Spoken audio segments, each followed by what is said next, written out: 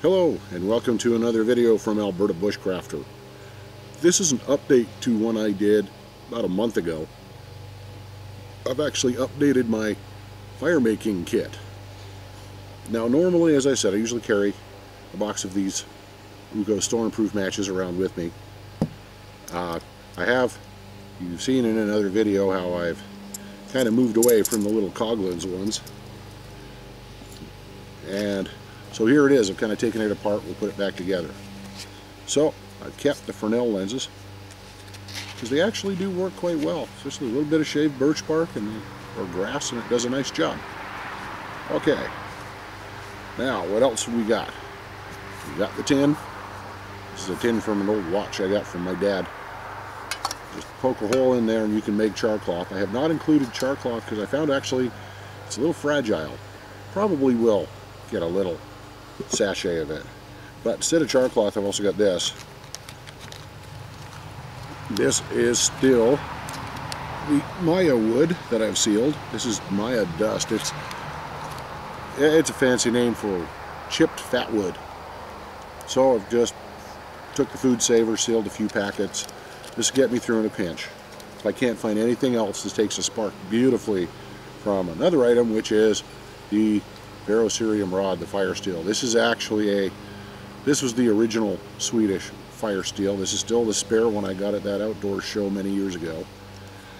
Let's see what else. Now I've added, well, first off, I've kept the magnesium fire starter because I think they're kind of cool. I've added a little mini Bic.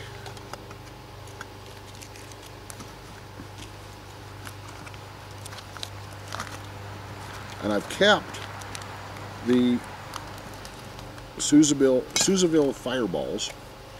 Although I did check, I did dip them a little too long. They are still here, all sealed. And they go in the case.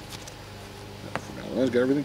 But now, after reading, I did a little bit more research, and I also, after 15 years of wanting it, I finally picked up a copy of the big SAS survival manual, and it always suggests to have a candle in your survival kit, and you actually light this, you light your other materials off it. So this is actually just a little tea light I've gone and sealed. This is one from IKEA. I find they actually have a higher stearin content, and they burn better than the supermarket ones. Actually burn longer. One thing I do not recommend, because they may have not gotten it right, is a beeswax tea light. I've bought these in camping stores, and I find they burn with a tiny flame. The wick is too small actually for beeswax. Beeswax has different melting properties than paraffin wax. So beeswax actually takes a size larger wick, but companies that seem to make these tea lights just give the same wick as the regular tea light, so it actually doesn't burn, and they tend to go out. I found, to my great chagrin, when I was using my little tea light candle lantern, yeah, it didn't even glow.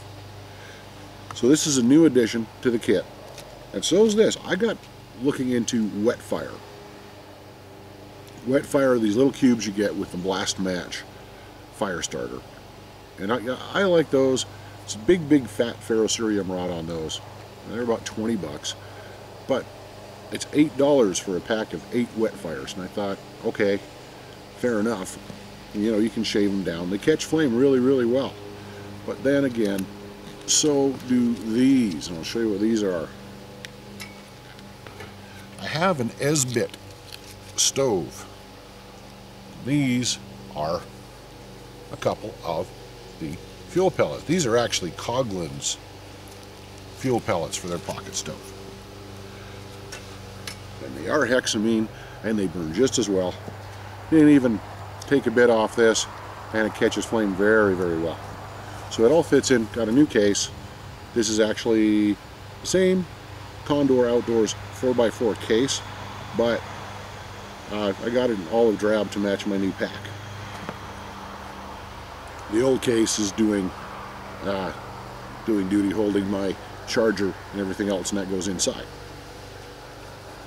So that's about it. I was thinking of adding this, which is just pressed and formed beef jerky, because as you know, the fat content of some of this stuff is high enough it will burn.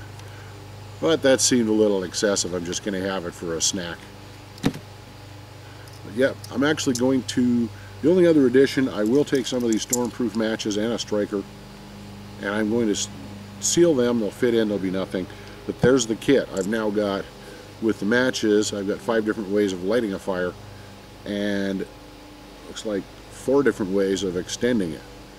So again, I should be pretty well prepared for any situation. It's a good idea because this thing weighs less than half a pound. There's hardly any weight to it at all, and definitely worth having, even if you don't have as much as I've got.